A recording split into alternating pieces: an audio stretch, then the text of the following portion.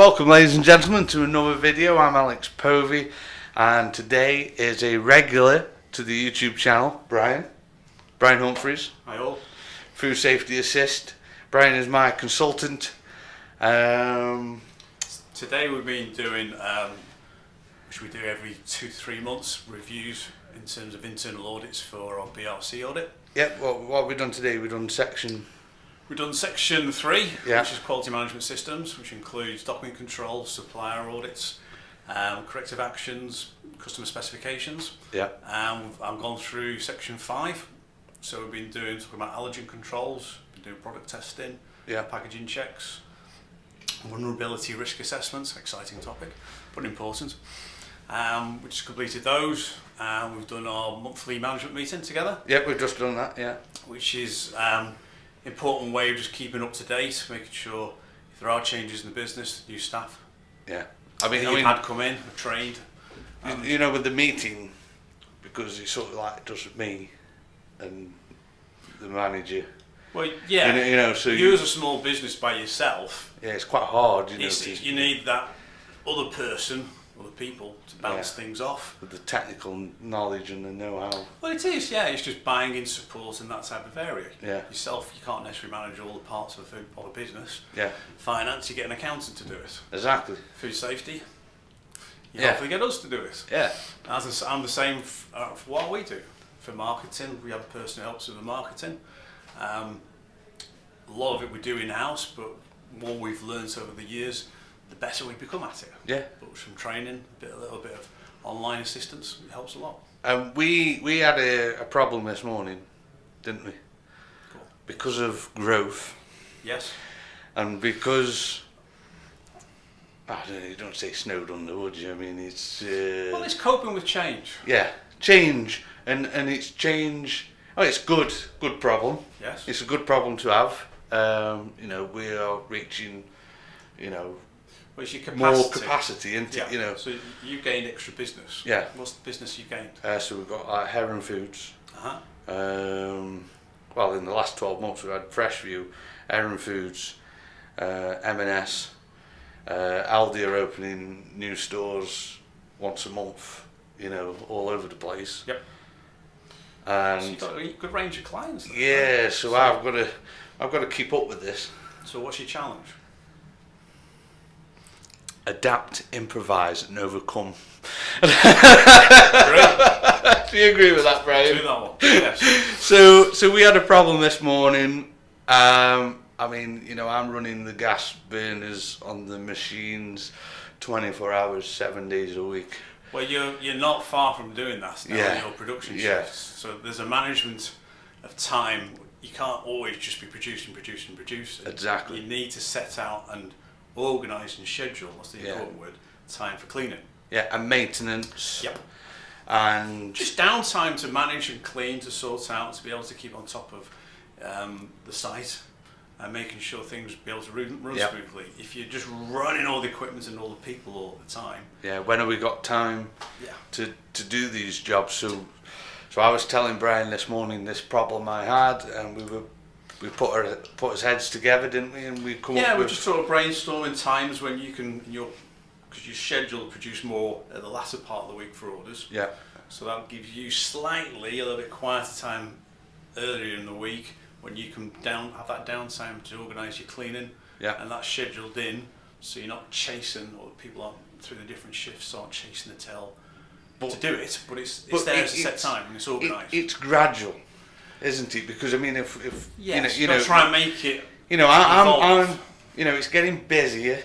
Yeah. So I have to, you know, I sort of like let things run. I have to take a step back. I have to watch what's going on. I mean, you come every so often, and then we're on the phone and emails and all the rest of it. So you know, it's sort of like, right, Brian, I've done that. This is a problem I've got, and we look at the best way.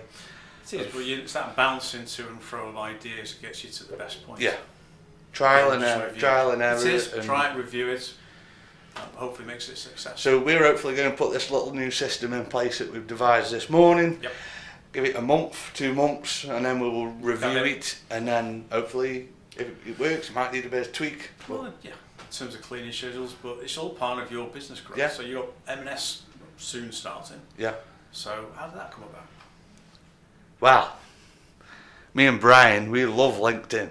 We love LinkedIn. I swear. Well, you're the I marketing expert. I swear by LinkedIn, and I put a post out the other day on LinkedIn, and with Brian about what we do and our accreditation and how much it costs, because at £3,000 for a 2-day audit, it's a lot of money. That is, for a small business, that is a lot of money for just 2-day audit and an A4 piece of paper, basically, for the people that don't understand about BRC. Now, I put this post on LinkedIn.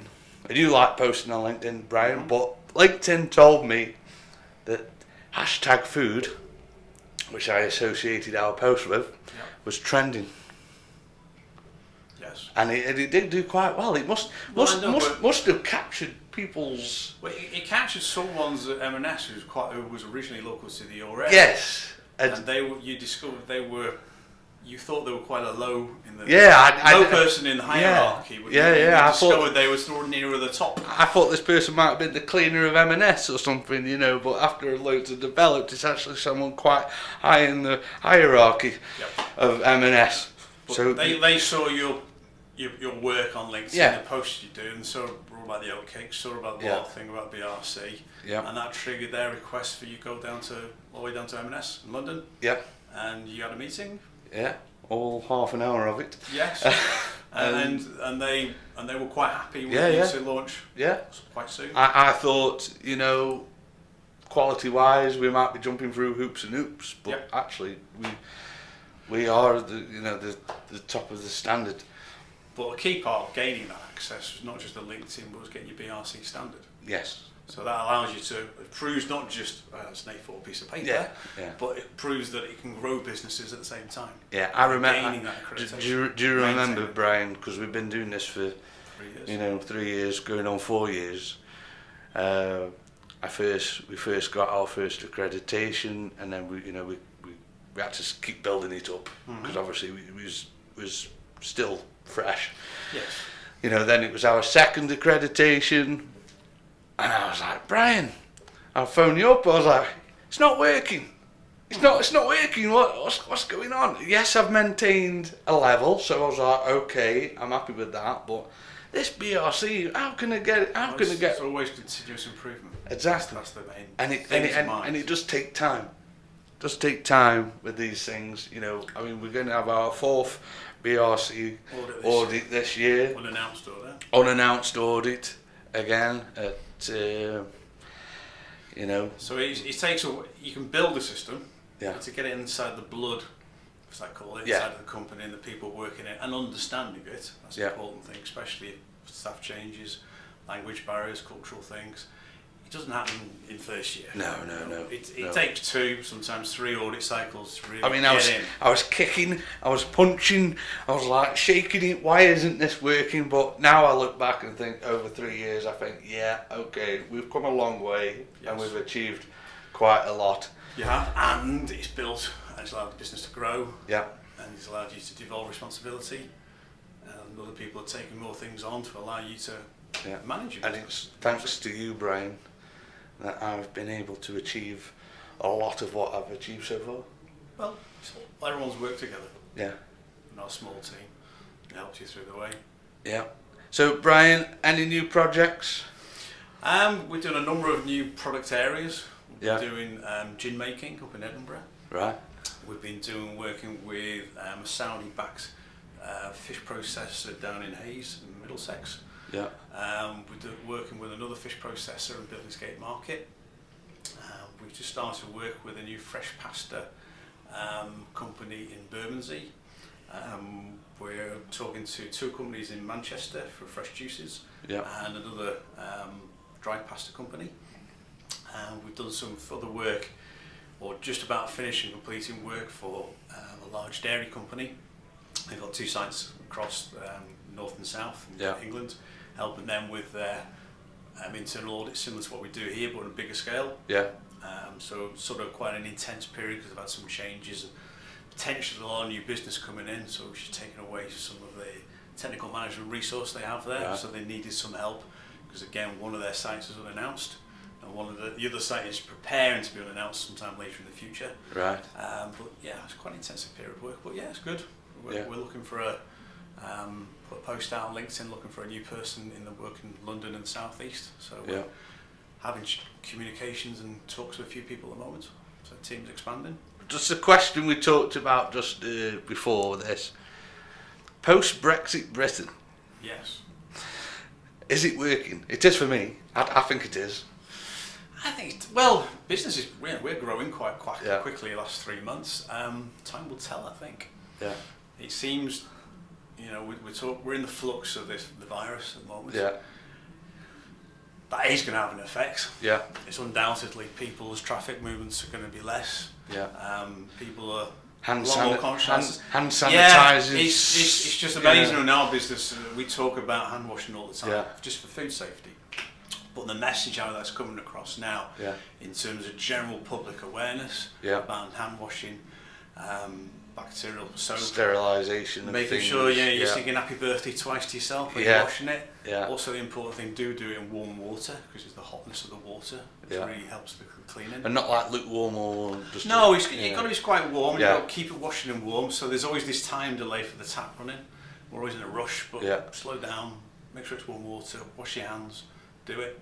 And there's a phrase come out: it's destination hand washing. When you get to a place, wash your hands. Or ask, can Yeah. I wash my hands? Exactly. It's don't be scared of it. Just say, No, can just I wash do my that. hands? Just do that, and it's that sort of getting as a habit. Yeah. Get to a place, you wash your hands. I come back into work. You come back from home from somewhere, you wash your hands. I mean, I go It's to- like cleaning the teeth. Yeah, It's a habit. I go to the gym and I like as soon as I get home I'll wash my hands because Yeah. I've been dealing Yes. with like gym equipment that other people have been touching and everything Yeah. else. But when I get home, I don't. It is. You know.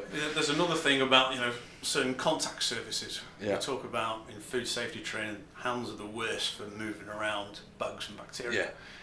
Contact surfaces, door handles, tap handles, loo handles. Those got to be clean as well. Because Yeah. we wash our hands, then touch those, we just recontaminate them. You know what? So you it's know important what? to think about. You know when you go into public toilets, right? And you grab the handle, it's always on the wrong side of the door.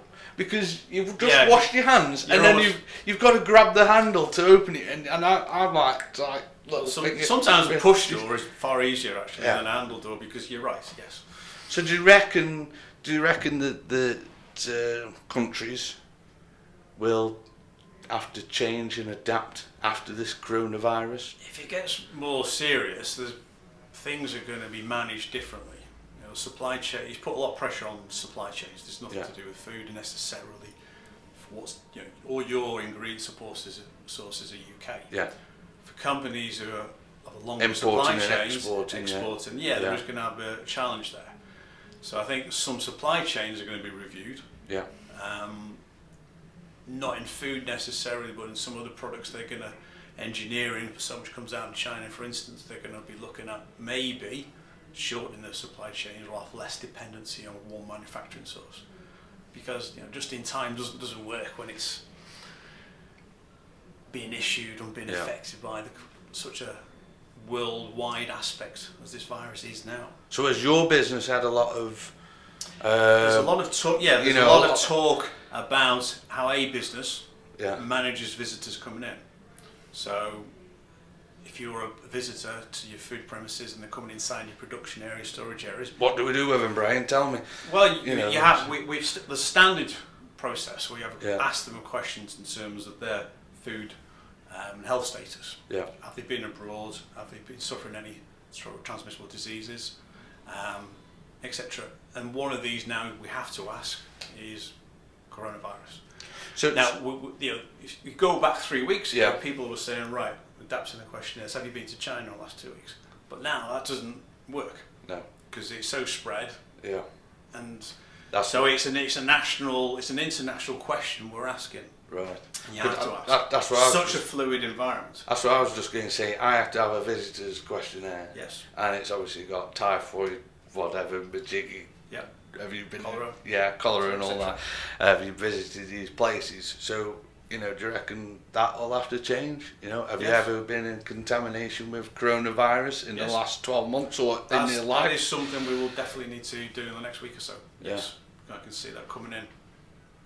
And if someone has been, you're going to be right in terms to potentially refuse them entry. Looking heck. This is going to be quite dramatic, I think, quite soon. I mean, I think, this is just my opinion, I think the Chinese government did it for the riots in Hong Kong, but that's just my opinion. Well, yeah, we can get Yeah. into that. I think sometimes, yeah, you could argue they were slow to react in one way, Yeah, because that's sort of how they manage issues there. The other side is that they were, as an authoritarian country, the ability to clamp down what they did Yeah. in Wuhan, and basically the whole city, the whole region part was controlled in Yeah. terms of movements. That's a greater ability to do than maybe in a democratic environment. But we'll see. Hopefully it doesn't go to that far, but so if we do bring these things in, I will be, you know, Brian will be telling me and I'll be asking Brian, what do I need to put in place to protect my business? yes, no, your bigger businesses are already setting up controls. Yeah. They've got contingency plans about remote working.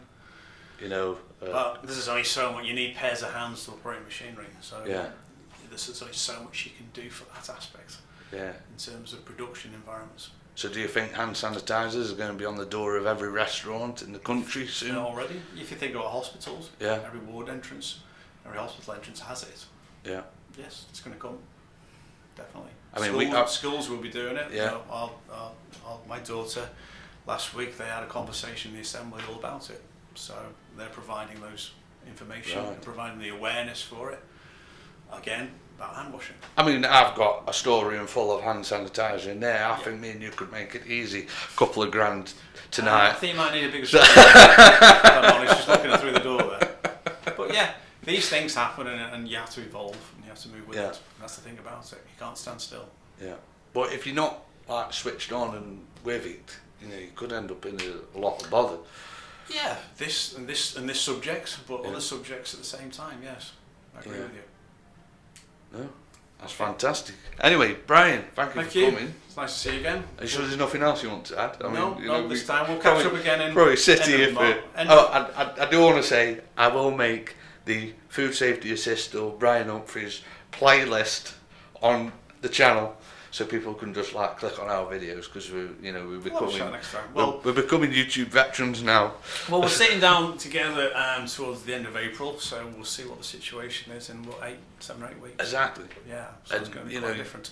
But I think it's good as well to, you know, we're doing these videos, Brian, and it's sort of, you know, you can sort of watch the progress. Well, there's progress topics, there's Exactly. progress of yourselves at the same time. Yes. You know, go in 5 years' time, we look back and think, blinking heck, where have we, you know, Yeah. how have we.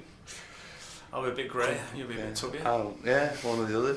Oh, I might have less hair. Who knows? Anyway, thank Nice you to speak to you, everybody. Yeah, and thanks for watching.